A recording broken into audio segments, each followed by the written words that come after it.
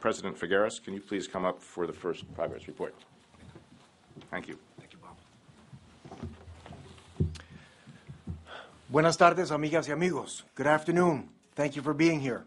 I'm very pleased to be able to present the Humanitarian Response Index with Silvia Hidalgo, the Executive Director of DARA, who actually thought about this project several years ago and presented it at CGI.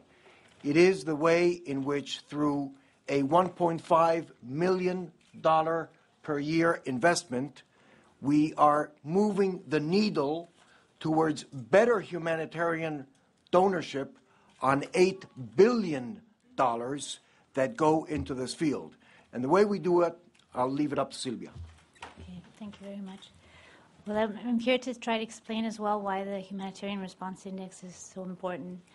Annually, there are 250 million people that are affected by natural disasters, and there were 39 major conflicts alone last year. So, and we all know in the advent of climate change, President Figueres, more than anyone probably, that disasters are just going to take their toll on increasingly a larger number of people. So we came up with the initiative and the commitment of the Humanitarian Response Index when we were assessing good donorship in the tsunami effort. So when we were here in 2006, we thought about doing a Humanitarian Response Index that would annually assess and rank donors, actually 23 donors, the wealthy countries, against their commitments to improve both the quality and the effectiveness of humanitarian aid.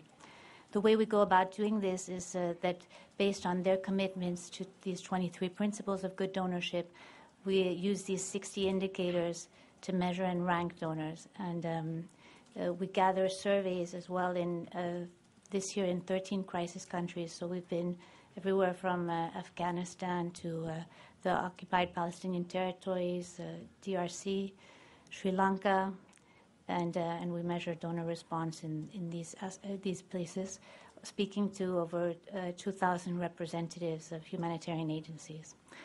So this year we've launched every year the Humanitarian Response Index. This is the one from 2008. The first one we launched in London with Kofi Annan, and this year we're launching the index once again because it's a 5-year commitment in Washington, D.C. on the 10th of November. And we already have the results of the rankings and the initial findings pointing to the problem of the humanitarian system not being equipped to respond, and how $8 billion is very little. It sounds like a lot, but it's very little actually to meet already existing needs. And so we're concerned and trying to get the system to reform itself to be prepared for increased needs in the future, in the immediate future. Thank you.